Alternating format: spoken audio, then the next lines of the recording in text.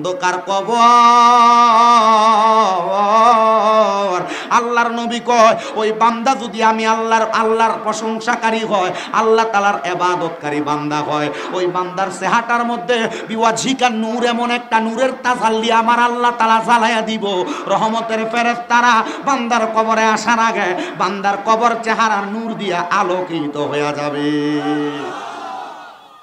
7 number, আল্লাহর হাবিব সাল্লাল্লাহু আলাইহি ওয়াসাল্লাম রে সাহাবায়ে কেরাম কই ইয়া রাসূলুল্লাহ 8 নাম্বার কি পুরস্কার দান করবে কবরের মধ্যে? আমার নবী বলেন 8 নাম্বার পুরস্কারটা বড় মজাদার। ওই কবরে 3টা প্রশ্ন, মান রাব্বুকা ওয়ামান দীনুকা ওয়ামান নাবিয়ুকা অথবা ওয়ামান হাযার রাসূল, এই 3টা প্রশ্ন করবে। কিন্তু মুমিন বান্দা, আল্লাহর প্রশংসাকারী বান্দার চেহারাটা তো নূরের আলোতে ঝলমল করবে। বান্দার চেহারা দেখে বোঝা যাবে এটা মুমিন, এটা ইমানদার, এটা আল্লাহর প্রশংসাকারী বান্দা। তখন ফেরেশতারা ওই কবরের মধ্যে আইসা মুমিন বান্দারে কোনো সওয়ালের জবাব চাইবে না। কারণ কি? ফেরেশতারা বলবে মুমিনের চেহারা এমন আলোতে ঝলমল করে, এই বান্দার চেহারার মধ্যে দেখেই বোঝা যাচ্ছে বান্দা মুমিন। বান্দার সওয়ালের জবাব দেওয়া লাগবে না। আয় বান্দা, তুমি কবরের মধ্যে হালা ওয়া সাহালান মারহাবান দুয়ুফুল্লাহ, তুমি আল্লাহর মেহমান, কবরের মধ্যে তোমাকে স্বাগতম জানানো হচ্ছে, বলেন সুবহানাল্লাহ। 9 নাম্বার পুরস্কার, ওই কবরের মধ্যে আমার আল্লাহ তাআলার বান্দাদেরকে ফুলসেরাত পাড়ি দেওয়া লাগবে। কিন্তু ফুলসেরাতটা এমন চিকন হবে, হাদিসের বর্ণনাকারী আব্দুল হক মুহাদ্দিস দেহলভী রাহমাতুল্লাহ আলাইহি, আল্লামা ইমাম কুস্তালানী রাহমাতুল্লাহ আলাইহি, হযরত ইমাম আহমদ রেজা খান ফাযিলে বেরলভী রাহমাতুল্লাহ আলাইহি একইভাবে ওই ফুলসেরাতের রাস্তার বর্ণনা দিতেছে। বলতেছেন একটা চুলকে 70টা টুকরা করলে যেমন হবে, এমন চিকন ফুলসেরাতের রাস্তা হবে। একবারে তরবারির চাইতে বড় ধারালো একটা রাস্তা হবে। মানুষ যখন কদম রাখবে, গুনাহগার হওয়ার কারণে তার কদমটা মুচকান দিয়ে একবারে ফাঁকা হয়ে যাবে। কিন্তু যদি বান্দা মুমিন হয়, বান্দা ইমানদার হয়, বান্দা ইমানওয়ালা হয়, আল্লাহর প্রশংসাকারী হয়, বান্দা বিসমিল্লাহ বলে কদম রাখবে, আর আলহামদুলিল্লাহ বলে বাম কদম রাখার সাথে সাথে বান্দা চোখটা খুইলা দেখবে ফুলসেরাতটা বিজলির ন্যায় পার হয়ে গেছে। সাহাবায়ে কেরাম কই ইয়া রাসূলুল্লাহ, নবী গো, ও দয়ার নবী, মায়ার নবী, রহমাতুল লিল আলামিন নবীজি, আপনার কাছে জানতে চাই আল্লাহ তাআলা আর কি পুরস্কার দিবে? 10 নাম্বার। আমার নবী বলে ফুলসেরাতটা পার হওয়ার পরে আল্লাহ তাআলার 19 জন করে রহমতের ফেরেশতা দাঁড়ায়া দাঁড়ায়া বান্দাকে বলবে আহলা ওয়া সাহালান মারহাবান দুয়ুফুল্লাহ, দুয়ুফুর রহমান, আল্লাহর মেহমান, আসেন আসেন জান্নাতের মধ্যে প্রবেশ করেন। এবার আপনারা বলেন আমরা আল্লাহর প্রশংসা করে ওই জান্নাতে যাইতে চাই কি চাই না? মুহাব্বতের আওয়াজে বলেন না আমরা যাইতে চাই কি চাই না? এবার নবীজির হাদিস লক্ষ্য করেন। হযরত আনাস ইবনে মালিক রাদিয়াল্লাহু তাআলা আনহু আবার হাদিস বর্ণনা করতে দেন। উনি বলেন আমি আমার নবীজিকে প্রশ্ন করলাম, ইয়া রাসূলুল্লাহ, ও মায়ার নবী, আল্লাহ তাআলার প্রশংসা করার আরো কয়েকটা মাধ্যমের কথা বলেন। নবী বলেন আখিরি জামানার উম্মত যারা হবে তার 1 নাম্বার মাধ্যম হলো তারা যখন ওযু অবস্থায় থাকবে, তারা যখন ইস্তেনজা হাজত ছাড়বে, নামাজের জন্য প্রস্তুতি গ্রহণ করবে, তাদের সময় থাকলে বিতেলাওয়াতিল কোরআন, আমার আল্লাহ তাআলার কোরআনের তেলাওয়াত করবে। যেহেতু আল্লাহ তাআলার কোরআন তেলাওয়াতের মাধ্যমে বান্দা দুনিয়ার জমিনের মধ্যে আল্লাহ তাআলার অসংখ্য পরিমাণ রহমত বরকত হাসিল করা যায়।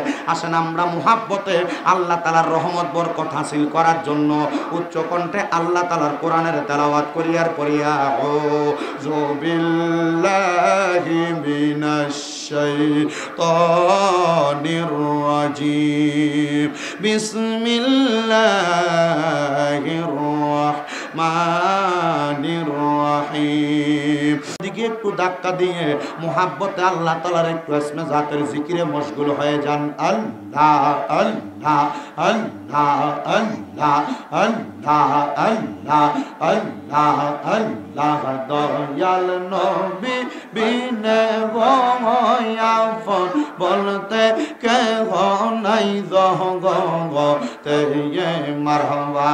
আল্লাহ আল্লাহ, দয়াল নবী বিনে আপন বলতে কেহ নাই জগতে মারহাবা।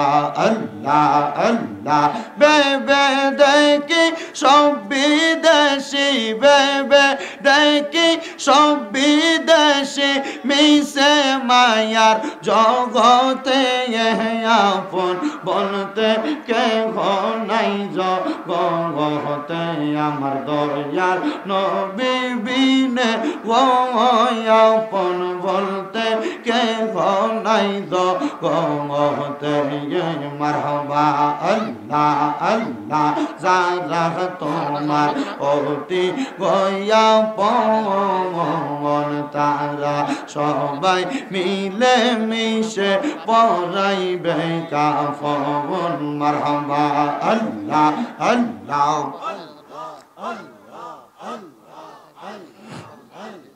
যারা তোমার অতি গয়া পন তারা সবাই মিলে মিশে পড়াইবে কাফন মারহাবা আল্লাহ আল্লাহ মাটির নিচে করবে দাফন মাটির নিচে করবে দাফন ঘরে থাকতে দিবে না আপন বলতে কেহ নাই জগতে আমার দয়াল নবী বিনে আপন বলতে কেহ নাই জগতে মারহাবা আল্লাহ আল্লাহ রাখবে যখন মাটির ঘরেতে মারহাবা আল্লাহ আল্লাহ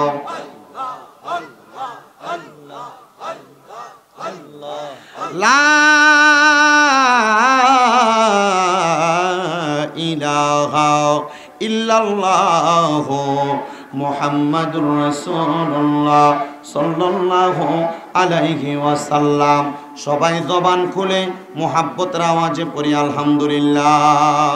আমার আলোচনার ধারাবাহিকতায় আমি মোটামুটি আপনাদের ব্রাহ্মণপাড়ায় আমার মনে হয় না 2018 সালের পরে আমি 3-4টা মাহফিল করছি।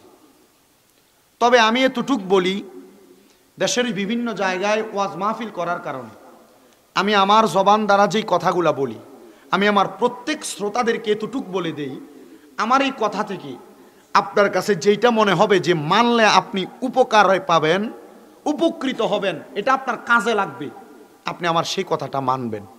যদি মনে হয় আমার এই কথাটা আপনার ভালো লাগবে না, যাওয়ার সময় মাহফিলের প্যান্ডেলে রাইখা দিয়া যাবেন।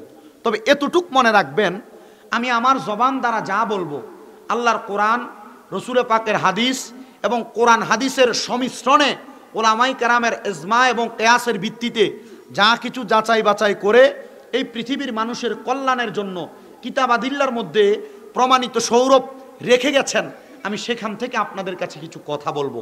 আল্লাহ আমাকে বলার, আপনাদেরকে শোনার পর আপনাদেরকে এবং আমাকে আমলে জিন্দিগিতে বাস্তবায়ন করার তৌফিক দান করুন। সবাই পড়েন আমিন।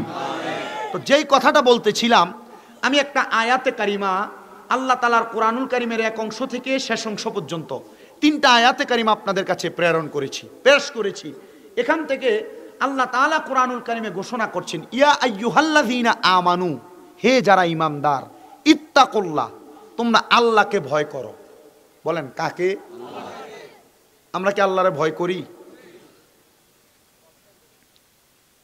জবানের কথা আর অন্তরের কথা আমাদের এক নয়। গভীর মনোযোগ দিবেন। ইত্তাকুল্লাহ শব্দটার তাফসীর করতেছেন আল্লামা জালালউদ্দিন সুয়ুতী রহমাতুল্লাহ আলাইহি, জালালউদ্দিন মুহল্লি রহমাতুল্লাহ আলাইহি মিলে একটা তাফসীর লিখেছেন, তাফসীরে জালালাইন শরীফ। আল্লামা ইমাম বাগবী রহমাতুল্লাহ আলাইহি এবং ইমাম আহমদ রাজা খানের লিখিত তাফসীর নুরুল ইরফানের মধ্যে আর আহমদ নঈমী রহমাতুল্লাহ আলাইহি একইভাবে বলতেছেন, যেই মানুষটা ইত্তাকুল্লাহ, আল্লাহকে ভয় করে, অন্তরের মধ্যে আল্লাহ তাআলার ভয় ধারণ করে, ওই মানুষের খাসিয়ত হবে 5টা। জবান বন্ধ নাই, জোরে বলেন, ওই মানুষের খাসিয়ত হবে কয়টা? খাসিয়ত বুঝেন তো, খাসলত। ওই মানুষের চরিত্র হবে 5টা। আমরা মনে করি আমাদের সমাজের মধ্যে যেই ব্যক্তি মারামারি করে না, কাটাকাটি করে না, গালাগালি করে না, ওই মানুষটা মনে হয় আমাদের সমাজের সবচেয়ে ভালো মানুষ। না, এই ইত্তাকুল্লাহ এই আয়াতে কারিমার এই অংশটার তাফসীর করেছেন। এই আয়াতের মধ্যে ইত্তাকুল্লাহ আল্লাহকে ভয় করো শব্দটা দুইবার ব্যবহার করার কারণে বলা হয়েছে বান্দা এই পাঁচটা খাসিয়তের মধ্যে এক নাম্বার খাসিয়ত, বান্দা কোনোদিন হারাম খাবার খাইবে না, বান্দা কোনোদিন পরের হকের প্রতি লোভ করবে না, বান্দা কোনোদিন অন্যায়ভাবে মানুষকে ওজনে কম দিবে না। মানে পরের হক হাক্কুল ইবাদ যেটা, এই আল্লাহকে ভয়কারী বান্দা কোনোদিন এমন পরের হকের প্রতি লোভ করবে না। কিন্তু আমাদের সমাজে এমন পরের হকের প্রতি লোভ করনেওয়ালা ব্যক্তি আছে, যে ব্যক্তি সুদও খায় নামাজও পড়ে। আপনারা বলেন শীতলা এলাকায় এমন একটা লোকও টুকায়া পাওয়া যাবে না? আছে। আমরা সমাজে এখন একটা খাসলত হয়েছে অভ্যাস, সুদকুট গুলার দৈরা নিয়ে মসজিদের সভাপতি বানায়, সেক্রেটারি বানায়, সর্দার মাতাব্বরির দায়িত্ব এই সুদখুর গুলারে দেয়, হারামখুর গুলারে দেয়। আর আমরা সমাজের মানুষ এগুলারে মসজিদের সভাপতি বানাই। যদি জিগায় তারা কেন বানাইলা, বলে এটারে সভাপতি সেক্রেটারি বানানোর কারণ হইল মসজিদের নিচের টাইসটি সব বেড়া দিছে, আসলে বেড়া হারাম খায়, তোমরা এই চিন্তা করলা না। টাইস দেওয়ার কারণে নিয়ে মসজিদের সভাপতি বানাইলা, সর্দার মাতাব্বর বানাইলা, এলাকার মসজিদের সেক্রেটারি কেশিয়ার বানাইলা। আল্লাহর কসম, দুনিয়াতে যদিও তোমরা ছাড় পাও, আল্লাহ তাআলার কাছে ছাড় পাইবা না। আল্লাহ কয় বান্দা ইন্না বাতশা রাব্বিকা লাশাদীদ, নিশ্চয় আমি আল্লাহর ধরা শক্ত ধরা। আল্লাহ যেদিন ধরব কাঁচা বাঁশের গোড়া দিয়া বাইরাইব। মানে কাঁচা বাঁশের গোড়া মানে আল্লাহর ধরা শক্ত দে, আযাবুন শাদীদ, যন্ত্রণাদায়ক শাস্তি। সাহাবায়ে কেরাম প্রশ্ন করছি, ইয়া রাসূলুল্লাহ যন্ত্রণাদায়ক শাস্তিটা কি? বলে শাস্তি শুনবা, বলে শরীরের চামড়া আজরাইল রুহু যখন কবজ করবে এমন ভাবে টান দিয়ে নিয়ে যাবে, আস্তে একটা জীবিত খাসিরে লটকে দিলে চামড়াটা টাইনা ছিলে যত কষ্ট, এ হারাম খোরগুলা মৃত্যুর সময় এমন কষ্ট পেয়ে মারা যাবে। কথা বলেন ঠিক কি না? আমার কথা না, নবীর হাদিসের কথা। সুদখুরগুলা সাবধান। আছে আপনারা জোয়ারের নমুনায় কয় হুজুর বেশি আছে। এই সুদখুরগুলার সমাজে লম্বা কথা কম না বেশি? চা দোকানে বসে এদের লম্বা কথা বেশি না কম? কি ফিল্ডার কম দামির নাম কইছে, কি জানা কইছিলেন দিয়া?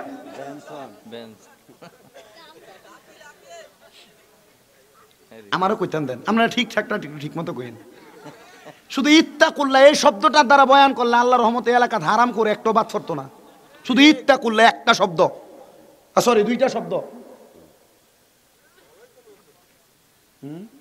দাওয়াত দিতেন না কি কি তৈব।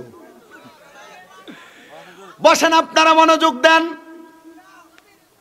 তাহলে এক নাম্বার ওই ব্যক্তিগুলা যারা হারাম খায়, ভাই মারা গেছে, ভাই বাতিদার জমি দখল করে খায়, এমন আছে না? এলাকার মধ্যে অভাব নাই, বিচার করে সমাজে তলোয়ানার নাম দিয়া মানুষের থেকে ঘুষ খাইয়া বিচার দেবে তুই না, তারা ঠগায়। এমন অনেক মানুষ আছে। আল্লাহর কসম, এজন্য আমি আল্লাহর কাছে দোয়া করছি, আল্লাহ বাংলাদেশ থেকে যখন সরকার পতন হয়েছে এরপরে তো কত মানুষ আইবো যাইবো, আল্লাহ আমার মনের ভিতরে একটা আকাঙ্ক্ষা, বাংলার একবারে প্রখ্যাত ভালো ভালো জায়গাগুলা খালি পড়ে রয়েছে, আল্লাহ এই জায়গাগুলার মধ্যে যারে বসাও, আল্লাহ এমন একটা লোক বসাইও সে যেন আল্লাহর কোরআন দ্বারা দেশটারে পরিচালনা করে। কোরআন দিয়ে দেশ চালাইলে হারামখোর থাকবে না, দুর্নীতিবাজ থাকবে না। কোরআন দিয়ে দেশ চালাইলে পরের হক মাইরা খাওয়াইনে একটাও রক্ষা পাবে না। কথা কোন ঠিক কিনা? এই কোরআনের আইন বাস্তবায়ন না হওয়ার কারণে জুলুম অত্যাচার বেশি, ঠিক কিনা? একদল বাগছে, বাগার পরে এখন একটা অবস্থা শুরু হয়েছে, মামলার ব্যবসা।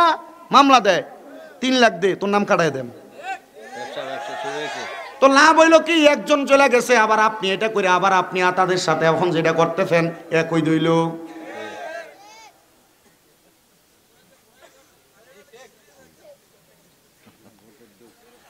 আপনাদের সবার কাছে আমার একটা আবদার বাবা, যেদিন থেকে শামীম রাজা ভোটার হইছে আমি আমার জীবনে ভোট দিছি না। আমার দিতে দেয় নাই এমন না, আমি নিজেই দেই নাই। কারণ কি, আমি চিন্তা করলাম আমার এলাকার ভিতরে যারা সমাজ পরিচালনা করে, এলাকা পরিচালনা করে, মানে যারা নেতা, আমি যদি তারা একটা ভোট দেই সে যদি 20 কেজি চাউলের বদলে মানুষকে দেয় 15 কেজি 5 কেজি সাইডে রাখছে, এ 5 কেজি চুরি করার কারণে এই বেড়া যে গুনার ভাগিদার হইব, আল্লাহর কসম আমি তারে ভোটটা দেওয়ার কারণে এই গুনাহ আমার হইব। হ্যাঁ, আমি আল্লাহর কাছে দোয়া করছি, আল্লাহ এই দেশটা পরিচালনার জন্য তুমি কোরআনের আইন, তুমি তো জানো বান্দার অন্তরের খবর, কত মানুষ মাজলুম অবস্থায় দেশে পড়ে রইছে। রিক্সার ড্রাইভাররা সমাজে চলতে গেলে, উঠতে গেলে, বসতে গেলে তারা বড় কষ্ট পায়। আল্লাহ আপনার কাছে আবদার, আমি বান্দার দোয়া কবুল করবেন কিনা জানি না। আল্লাহর কসম রে, আল্লাহর কাবা ঘরের গিলাপটা ধরছি যে বেশি দিন হয় না, মনে হয় 2 মাসের কাছাকাছি সময়। আল্লাহর কাবার গিলাপ ধরে কইছে, আল্লাহ কত মানুষ নির্যাতিত, কত মানুষ জুলুমের শিকার। বাংলা সংসদের মধ্যে কোরআনের আইনটা বাস্তবায়ন কইরা ওই জুলুম অত্যাচারী মানুষদেরকে তুমি হেফাজত করো, জোরে কোন আমিন।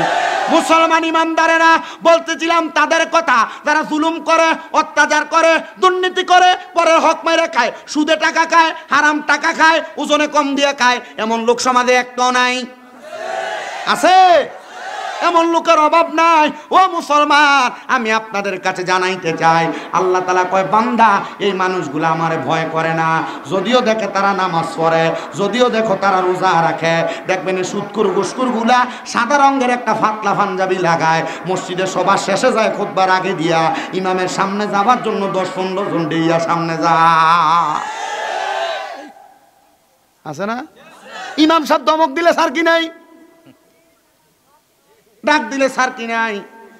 আল্লাহর কাছে ফরিয়াদ। আল্লাহর নবী কয়, শোনো দুনিয়ার মানুষ, এমন যারা একজন মুসল্লির উপর দিয়ে সামনের দিকে যায়, তিরমিজি শরীফের হাদিস শরীফ আমি পড়েছিলাম, নবী আমার কয় এমন উপর দিয়ে যাওয়ার কারণে একটা মানুষ যদি জানতো এটার কারণে তার কত গুনাহ হয়, এই মানুষটা 40 বছর হইল সেখানে দাঁড়ায় থাকতো। আর আমরা তারা মাশাআল্লাহ দিয়ে একটা স্বভাব। এখন আবার সুদ আর হারামখোর যারা, এরা নিজেরা সুদ খায় না।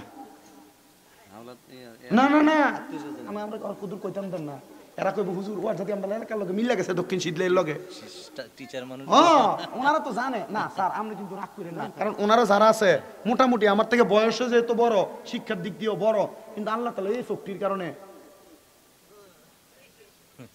আমার এক উস্তাদে কল দিছে, আব্বা একটা মাহফিলের ডেট। আমি কই হুজুর আমার তো মাহফিল আছে, তো হুজুর বাদ এসা কোনো রকম কইরা দেওয়া যাইব, তবে 1.5 ঘন্টার বেশি 1 সেকেন্ডও না।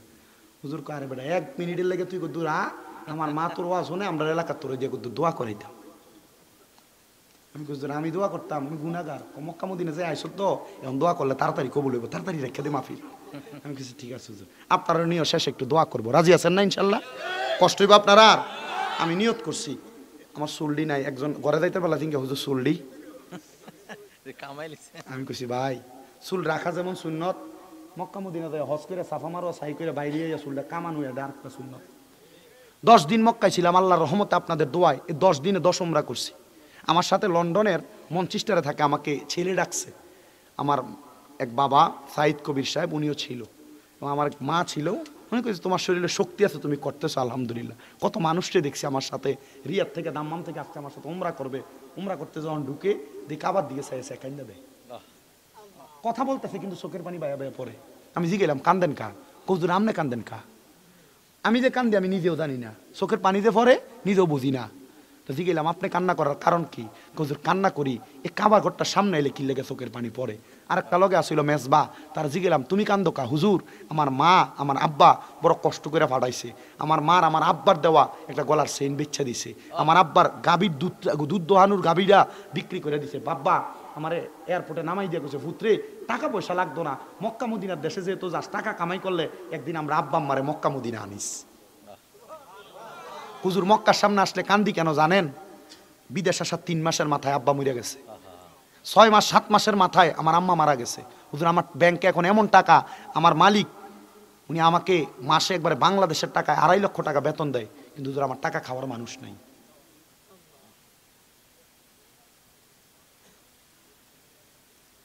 তো যেই কথা আপনাদেরকে বলতেছিলাম, মূল ধারাবাহিকতা ওয়াজ বোঝার চেষ্টা করবেন আমার। এখন আর এলাকার মানুষটা নিজে সুদ খায় না, নিজে পরের হক দখল করে না, নিজে মানুষের সম্পদ হরণ করে না, নিজে সুদে টাকা লাগায় না, দোকানে বইসা দেখবেন লম্বা লম্বা কথা বলে। এবার যদি জিগায় কাকা একটু টাকা কিছু কি হাওলাত দেওয়ার ব্যবস্থা আসেনি, চাচা আমার তো কামাই রুজি নাই। আসলে এই লোকের কামাই রুজি নাই, কোনো কাজকর্ম করতে দেখবেন দেখেন না, দোকানে বইসা থাকে। চাচা দেখেন না আপনি চলেন কেমনে নাইলে, আরে তোর চাচির কাছে তার বইনে দিছিল কয়টা টাকা মানুষের কাছে সাইল্লা দিবার লাগিয়া, বাড়ি বাড়ি বেরিয়েতে বেরিয়েতে সুদের কারবার নাই সিজলাই। ওয়াজ কোনে ফালানোর লেগে করতেছি, বুঝতেছেন তো আপনারা? এই মানুষগুলো আল্লাহরে ভয় করে না। এটা হলো 1 নাম্বার ইত্তাকুল্লাহ। তাহলে খাসিয়ত কয়টা? 5 খাসিয়ত। যারা আল্লাহরে ভয় করে তারা কোনোদিন পরের হকের প্রতি লোভ করবে না, হারাম খাবে না। নবী আমার বলতেছে 2 নাম্বার, তারা কোনোদিন আল্লাহর ইবাদত করতে দেরি করবে না। কার ইবাদত? মসজিদে 5 ওয়াক্ত হাইয়া আলাস সালাহ বলে ডাকা হয়, এ বান্দা নামাজের দিকে আসো 10 বার। হাইয়া আল ফালাহ বলে ডাকা হয়, বান্দা কল্যাণের দিকে আসো 10 বার। কিন্তু বান্দা তুমি যদি আল্লাহরে ভয় করতা তাহলে আল্লাহর ডাকে সাড়া দিতা, তুমি তো দাও না। তার মানে তুমি মুখে কইছো ভয় করো, কিন্তু অন্তরে ভয় করো না, ভয় করো না। এবার বলেন অন্তরে যদি কেউ ভয় করে ওই ব্যক্তি আল্লাহর ডাকে সাড়া দেয় কি দেয় না? 3 নাম্বার, দুনিয়াতে ওই ব্যক্তি কোনোদিন এতিমের সম্পদ হরণ করবে না। ভাইটা মারা গেছে, বাতিজাগুলো আছে, কিন্তু জমিটা নির্দিষ্ট পরিমাণ বোঝাই দেয় না। মা বাবা মারা গেছে, মারা যাওয়ার পর বইনেরে যে পরিমাণ ভাগ করলে সম্পদ দেওয়ার দরকার এই সম্পদ বুঝিয়ে দেয় না। আছে না? কোনোদিন একদিন ডাক দিয়ে না 1.5-2 লাখ টাকা হাতে বুঝিয়ে দিয়ে ক বোন গো যে দূর আছে এটা লইয়া দেখ, আছে কিনা? আল্লাহর নবী বলে 3 নাম্বার, ইয়াতিমের মাল বুঝিয়ে দেয় না। যদি আল্লাহকে ভয় করে ইয়াতিমের মাল বুঝিয়ে দিবে, ইয়াতিমের হক কোনোদিন হরণ করবে না। 4 নাম্বার, ওই ব্যক্তি যেই ব্যক্তি কখনো অহংকার করবে না যদি আল্লাহকে ভয় করে। আমরা এলাকায় অনেক পয়সাওয়ালা দেখা যায়, টাকাওয়ালা দেখা যায়, যে ব্যক্তি রাস্তা দিয়ে হাঁটে, কিছুদিন আগেও রিস্কার মধ্যে দিয়ে রিস্কা চালাইয়া চলছে, কিন্তু এখন কিছু টাকা হওয়ার পরে এখন আর ফাউডা মানিত লাগে না। এলাকার কৃষক আর রিস্কার ড্রাইভারে সালাম দেয় না, আর কেউ যদি সালাম দেয় ওয়ালাইকুমুস সালাম কয় না। এমন সিটার নাই এলাকায়। অহংকারী ব্যক্তি। 5 নাম্বার, ওই ব্যক্তি যদি আল্লাহকে ভয় করে বান্দার জবানের মধ্যে সব সময় মরণের কথা থাকবে। কোন জায়গার কথা?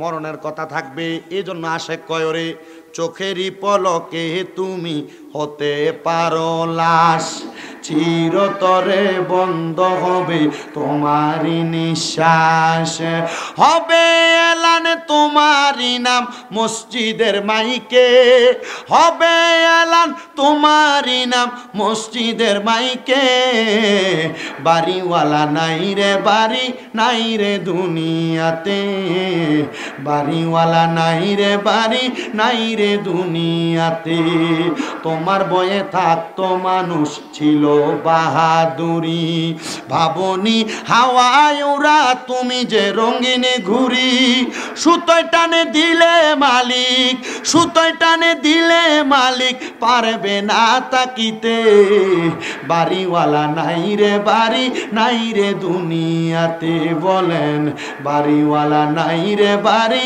নাই রে দুনিয়াতে, বাড়ি গাড়ি মেল ফ্যাক্টরি টাকার পাহাড়, বিলাসিতায় কেটেছে জনম যতই অহংকার, যত সম্পদের মালিক তত ইবাদতের মাত্রা কম, ঠিক না? বাড়ি গাড়ি মেল ফ্যাক্টরি টাকার পাহাড়, বিলাসিতায় কেটেছে জনম কতই অহংকার, দামি কাপড় ছেড়ে হবে, দামি কাপড় ছেড়ে হবে সাদা কাপনে ফরিতে, বাড়িওয়ালা নাই রে বাড়ি নাই রে দুনিয়াতে, বলেন বাড়িওয়ালা নাই রে বাড়ি নাই রে দুনিয়াতে, বাড়িওয়ালা নাই রে পারি নাই রে দুনিয়াতে।